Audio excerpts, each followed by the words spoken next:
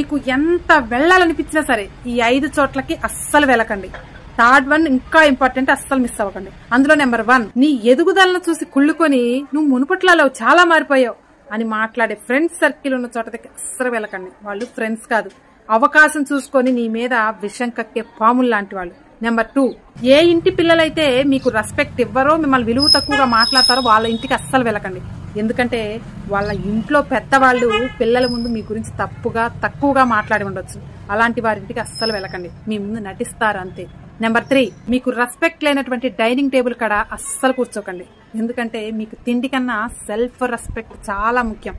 అలాంటి వాటి ఏరియాలో మీరు అస్సలు ఉండకండి, భోజనం చేయకండి. నెంబర్ 4, మీ వల్ల కాదు, మీకు చేత కాదు అని మాట్లాడే గ్రూప్ దగ్గరికి అస్సలు వెళ్ళకండి. ఎందుకంటే అలాంటి మాటలు మిమ్మల్ని ఓడిపోయేలా చేస్తాయి. నెంబర్ 5, మిమ్మల్ని పిలవని పేరెంటానికి కానీ, ఫంక్షన్లకు కానీ, పెళ్లిళ్ళకి కానీ అస్సలు వెళ్ళకండి.